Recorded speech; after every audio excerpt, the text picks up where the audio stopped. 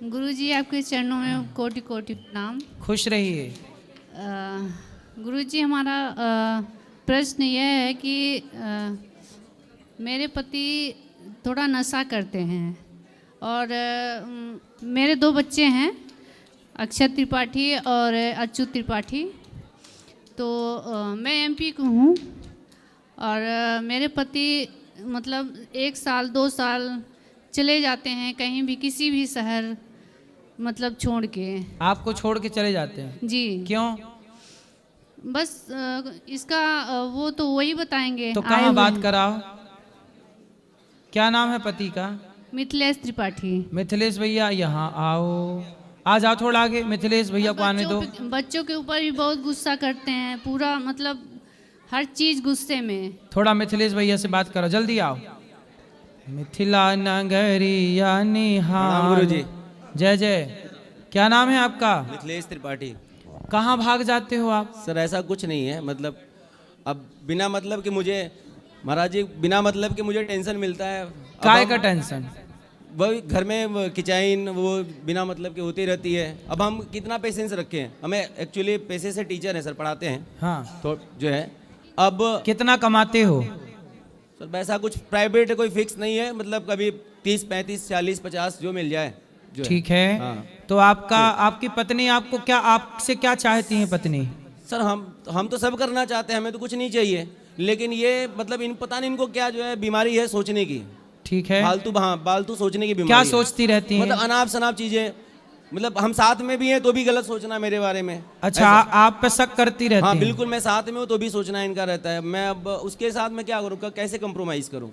कितना मतलब एक पेशेंस होता है सर सहने का गुरुजी। अब जब एक्सीड कर जाता है, बाहर चला जाता है, तो फिर मुझे हटना पड़ता है। बात कराओ पत्नी से। बच्चों के लिए सर, अब क्या करूँ मैं? तो क्यों आप अपने पति पे संदेह क्यों करती हो? सर हर चीज की दवाई है, शक की दवाई छोड़ी है, इस महाराज जी संदेह की दवाई नहीं है। जी महाराज जी, मैं आपसे झूठ नहीं बोल रही हूँ महाराज जी। मैंने इनको कई बार मतलब अब क्या बताऊँ, कई बार मैंने देखा है, पकड़ा भी है, और तब भी इनके साथ भी मतलब वो करके भी ये मतलब वही करते हैं कि मुझे कुछ मत कहो और बच्चों को मारना, बच्चों को छोड़ के चले जाना, यही सब रहता है। बच्चों को मारा ना करिए। सर मैं हाथ तक नहीं लगाता हूँ, बच्चे साथ में आप पूछ लीजिए। तो आप और ये हाँ ना तो इनको मैंने कभी मारा, यही जो है मेरे साथ जो है कभी कभी गलत तरीके से पेश आती हैं। अब ये नहीं तो ये कह रही है कि आप किसी के संग रहते हैं। सर ये आपके पास आई है, इनसे आप यही कहिए कि शांति पूर्वक रहें मेरे साथ, कोई दिक्कत नहीं है। नहीं पर कोई पत्नी ये थोड़ी चाहेगी कि मेरा पति किसी और के संग भी रहे। तो मैं क्यों जाऊंगा, मैं कहीं जाता ही नहीं हूँ। ये तो मैंने कहा कि सर गुरुजी ये शंका करना है। ये तो कह रही मैंने देखी है। रही बात नशे की, तो मैं केवल गुटखा खाता हूँ, मतलब वो सॉरी नहीं, इन्होंने तो कहा कि मैंने देखा है आपको किसी के साथ। ऐसा कुछ भी नहीं है। मैंने तो अब ये तो इन्होंने अब क्या मैं झूठ बोल रहा हूँ? मैं क्या झूठ बोल रहा हूँ? ऐसा गुरुजी ऐसा कुछ नहीं है, लेकिन फिर और आप ना देखो, यदि आप सही हैं, आपके सामने वो कह रहा हूँ गुरुजी कि मुझे ऐसा कुछ इसमें कोई इंटरेस्ट नहीं है। ये सही से रहें, अच्छे से रहें, तो मुझे कहीं जाने की जरूरत नहीं है। अच्छा आप कहीं मत जाइए, अपनी पत्नी के साथ रहिए। लेकिन ऐसा है ना, पत्नी को ये संदेह है कि आप किसी और के संग हैं। सुनो, ध्यान से सुनो। पत्नी को संदेह है कि आप किसी और के साथ रहते हैं, तो आप इनका संदेह दूर कर दीजिए। आप किसी के साथ नहीं रहते, आप इन्हीं के साथ रहिए प्रेम से। गुरुजी मैं इनके साथ ही रहना चाह रहा हूँ और मैं इनको अपने साथ लेके आया हूँ, लेकिन जब से लेके आया हूँ तब से यही मतलब इनका रहता है कि जो है मुझे यहाँ नहीं रहना है, मुझे मेरा जो है शोषण हो रहा है या मुझे फ्रीडम नहीं मिल रहा है, जबकि मैं सब कुछ करता हूँ। तो इन्हें कौन सा फ्रीडम चाहिए? अब ये आप इनसे पूछो, बात कराइए, इनसे पूछिए कौन सा फ्रीडम? महाराज जी ऐसा कुछ भी नहीं है, ये सरासर झूठ बोलते हैं, प्रताड़ित करते हैं मुझे हर चीज के लिए। इसलिए मैं कहती हूँ कि किसके लिए प्रताड़ित? वो तो कह रहे हैं कि कुछ भी नहीं, जो कमाता हूँ आपके पास है सब। वो जबरदस्ती करते हैं। आप अच्छा जितना ये कमाते हैं पूरा आपको दे देते हैं? जी नहीं सर, मतलब कि कितना देते हैं आपको? वही देने के लिए तो भागते हैं ये सब। नहीं, कितना पैसा देते हैं आपको महीने? ये इनका रेगुलर कुछ है भी नहीं, कभी 20 पा गए, कभी 15 पा गए। चलो जितना पाए, पर पूरा देते हैं कि नहीं आपको? साथ में रहते हैं, जितना देंगे, और फिर उसी कारण ये भाग जाते हैं कि मुझे पैसा ना देना पड़े। तो आपको पैसा कितना देते हैं हर महीने? मुझे महीने का कोई फिक्स ही नहीं है महाराज फिर जी। भी 10 लाख 20 लाख 10,000 20,000 कितना देते हैं? नहीं, अगर साथ में रहते हैं तो फिर ले लेते हैं, मतलब तो मांग लेते हैं, और उसीलिए फिर हर जगह घर पे परिवार में सबसे कहेंगे मुझसे पैसा ले लेती है, मुझसे पैसा मांगती है। और 2 बच्चे भी हैं महाराज जी, और इनके घर से भी कोई वो नहीं है। आप दोनों पति, देखो पैसा पति का हो वो आपका है, और जो आपका है वो उनका है, जी। तो आप दोनों प्रेम से रहो ना।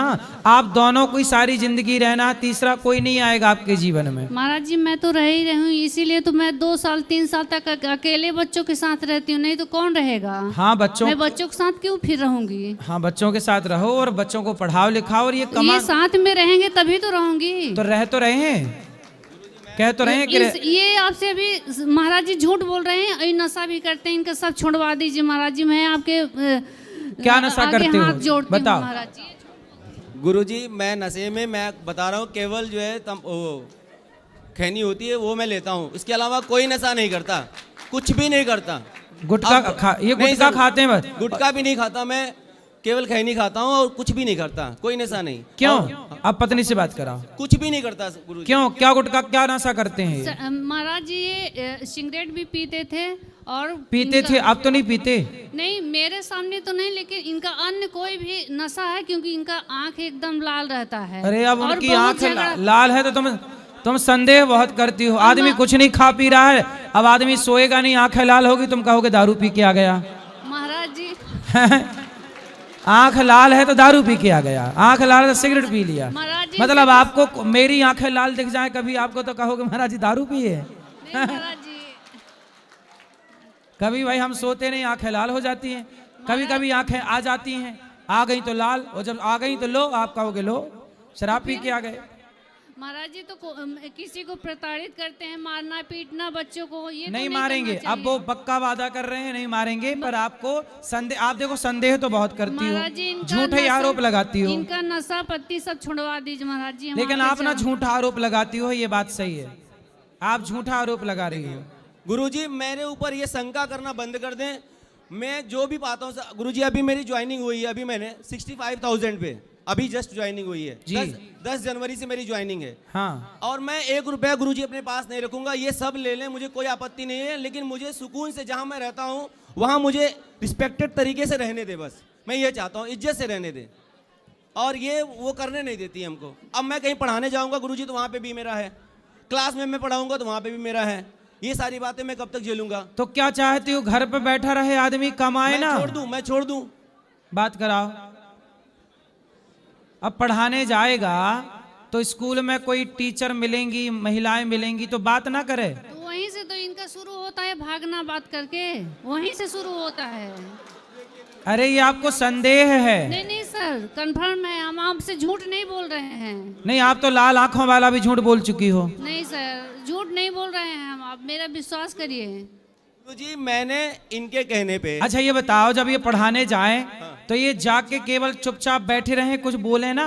अब कोई टीचर है, कोई कुछ पूछ रहा है, अब माना कि इनकी प्रिंसिपल मैडम होगी ऊपर हेड में, या कोई सहायक टीचर होगी, कोई महिला होगी, तो इससे कोई बात भी ना करें? नहीं, कोई दिक्कत नहीं मुझे था। ऐसा किया करो ना, आप भी इनके संग जाया करो।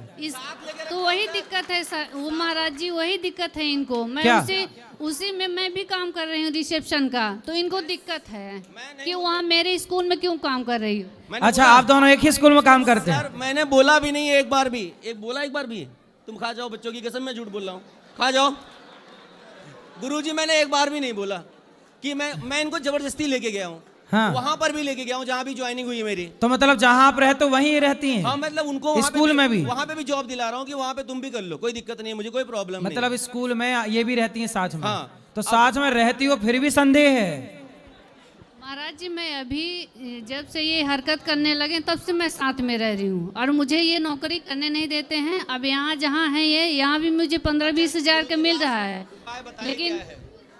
लेकिन ये मुझे डिस्टर्ब करते रहते हैं। तो कि मतलब तुम- आप इनको केवल ताकने जाती हो, हैं? कोई ले ना जाए? नहीं महाराज जी ऐसा नहीं है, मैं बहुत परेशान हो चुकी हूँ, इसलिए मैं बोल रही हूँ।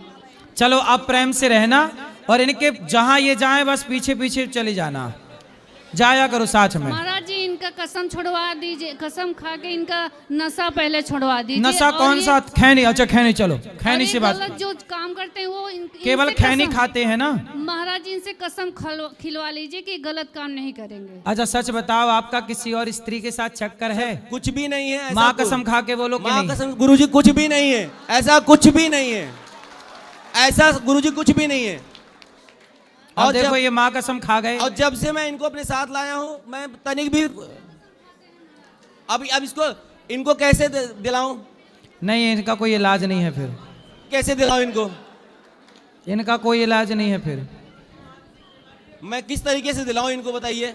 आप बताएं मुझे, क्या कौन सी कसम खिलाना चाहते हैं, मैं वो तैयार हूं। आप बताओ कौन सी कसम खिलवाएं? अब बताओ, इनसे पूछो। पत्नी की खाओगे? पत्नी की खाओ कसम। गुरुजी आप बोल दीजिए, मैं सब तैयार हूं। कौन सी कसम खवाएं बताओ? तैयार है पति तुम्हारा? महाराज जी जो आपको अच्छा लगे वही। खवा तो दिए माँ कसम। तंबाकू भी नहीं खाना। चलो तंबाकू का कारण रिश्ता बिगड़ रहा, छोड़ दो ठीक तंबाकू। है गुरुजी, मैं छोड़ दे रहा हूँ तंबाकू। खाओ माँ कसम, नहीं खाओगे? माँ कसम वृंदावन की या नगरी की कसम खा के कह रहा हूँ, भगवान की कसम खा के कह रहा हूँ गुरुजी की मैं तंबाकू भी छोड़ दे रहा हूँ, लेकिन ये संगा करना छोड़ दें, नहीं फिर मैं इनको छोड़ दूंगा और आजीवन दूंगा। अब नहीं, अब देखो, अब संदेह नहीं करना। अब देखो पति ने कसम खा ली है सब प्रकार की, तुम्हारा पति गलत नहीं है, तुम झूठी उंगली करती रहती हो। हाँ, आप भी, तुम भी कसम खाओ, तुम भी कसम खाओ। ये अब तुम खाओ माँ कसम के, तुम संदेह नहीं करोगी पति पे। महाराज जी ये सारे गलत काम छोड़ दें, मैं माँ कसम खाती हूँ कि इनके ऊपर संदेह नहीं करूँगी। वो तो खा गए कसम, अब तुम खाओ कि माँ कसम खा के मैं बोलती हूँ मैं संदेह नहीं करूंगी। तो ये छोड़ देंगे तो मैं नहीं छोड़ तो करूँगी। दिए, छोड़ तो दिए, छोड़ दिया मैं। छोड़ दिया जी तो ठीक है, मैं अगर गलत काम नहीं करेंगे मैं संदेह नहीं करूँगी। माँ कसम। हाँ माँ कसम। आपकी माँ है? जी ठीक है फिर। इनकी नहीं है। गुरुजी, गुरुजी एक छोटा सा मेरा प्रश्न था आपसे। हाँ हाँ कि एक बोलो बोलो। एक सेकेंड, मैं ये कह रहा था गुरुजी कि हम लोग जो है गुरुजी ये मूर्ति पूजा करते हैं, जैसे हमारे दिमाग में चलता है कि तो क्या ये सही है? आपके हिसाब से गलत है? गुरुजी अब हम तो कहते हैं कि निराकार है, कोई रूप नहीं है भगवान का, ठीक है। कोई स्वरूप नहीं है, मतलब उनको कोई बांध नहीं सकता। पहला तो ये है कि हम मूर्ति स्वरूप दे दिया उनको, ठीक है, अलग अलग भगवान है, हर जगह पे है अलग, वो ठीक है, लेकिन मैंने उनको स्वरूप दे दिया। अब हो क्या रहा है कि फोटो में बन जा रहे हैं, कपड़े पे भगवान के फिगर बन जा रहे हैं। अब वो कपड़े खराब हो जाते हैं तो नालियों में फेंक दिए जाते हैं, सही है। फोटो फेंक दिए जाते हैं, रोड पे फेंक दिए जाते हैं। तो मेरा ये था कि ये ऐसा क्यों हो रहा है, मतलब ऐसा नहीं, कपड़े अपने में जो भगवान बना लेते हैं वो ठीक अरे गुरुजी, नहीं है। फोटो में भी तो फेंके जाते हैं रोड हाँ, पे। ठीक है, लेकिन जो मूर्ति पूजा है हमारे यहाँ, देखो भगवान जैसा कि आपने कहा निराकार है, तो जो भगवान निराकार है तो हमारा भगवान इतना पावरफुल है कि वो निराकार भी हो सकता है और जरूरत पड़ने पर साकार भी हो सकता है। लेकिन तो नरसिंह भगवान साकार रूप में प्रकट हुए। लेकिन गुरुजी जैसे मुस्लिम धर्म वाले हैं, हाँ। अब हम बात, उनका कोई मूर्ति नहीं है, कोई वो नहीं है, कुछ नहीं। तो मैं तो गुरुजी मतलब अंदर से ये फील करता हूँ कि उनका अच्छा है, क्योंकि उनके भगवान या उनके ऐसे कुछ ऐसे रोड पे मिलते नहीं हैं, हमारे मिल जाते हैं। क्योंकि हमारे भगवान सुलभ हैं, सहज हैं, सबको प्राप्त हो जाते हैं। तो रोड पे मिल जाते हैं, फोटो में मिल जाते हैं, भगवान कण कण में रहते हैं। अच्छा ये बताओ, नहीं, वो तो आपके पिताजी की फोटो आपके मोबाइल पे है कि नहीं? हाँ है तो जब आप पिताजी की फोटो देखते हो जी। तो वो फोटो खाती है? नहीं खाती है, बोलती है? नहीं बोलती है, सुनती है? नहीं। लेकिन फिर भी उसे देखने से आपको अपने पिता की याद आती है कि नहीं? हाँ वो तो होता है। हाँ, जैसे आपके पिता की फोटो देखने से, आपकी माँ के फोटो देखने से आपकी माँ की याद आती है, ऐसे भगवान के विग्रह को, मंदिर में भगवान के चित्र को देखने से भगवान का स्मरण होता है। तो भगवान का बोधक है, भगवान का बोध कराती है वो तस्वीर, वो चित्र। इसलिए ईश्वर का चित्र होना बुरा नहीं है, उस चित्र को सुव्यवस्थित सड़क पर ना फेंक के विसर्जित किया जाए, वो अव्यवस्था है। इसका मतलब ये नहीं कि अब आप बोलो कि नहीं जी हम तो मानते नहीं। अरे भाई ऐसा है, हमारे सनातन में, जैसे आपने कहा मुसलमानों के यहाँ कोई मूर्ति नहीं है, पर मुसलमानों के यहाँ भी तो मजारें होती हैं, जी तो मजार क्या है? नहीं, मजार तो है लेकिन हमने जैसे मूर्ति पूजा तो वो नहीं करते तो हैं, भाई मतलब। उनके लिए मजार ही उनकी मूर्ति है या नहीं? उनके लिए भाई, उनके लिए उनकी मजार ही तो मूर्ति है, वह मूर्ति का ही तो काम कर रही है, वरना चादर कहीं भी चढ़ा दें, कहीं भी चादर क्यों नहीं चढ़ा देते? मतलब मजार भी उनके लिए मूर्ति का ही काम कर रही है कि नहीं? हाँ हाँ यार, हाँ हाँ, राधे राधे। कर समझ में आ रही है? हाँ गुरुजी, इसलिए हमारे नरसिंह भगवान खंबे से प्रकट हुए थे कि नहीं? हुए थे। तो भगवान साकार हुए कि नहीं? हुए। फिर इसलिए साकार भी हैं और निराकार भी हैं। जहां जरूरत पड़ी निराकार की निराकार, जहां जरूरत पड़ी साकार की साकार। राधे राधे गुरुजी। क्या समझ में आया?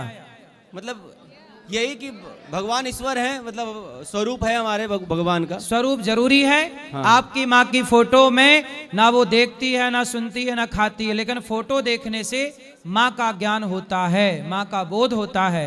ऐसे भगवान के चित्र देखने से भगवान का बोध होता है। राधे राधे गुरुजी। राधे राधे।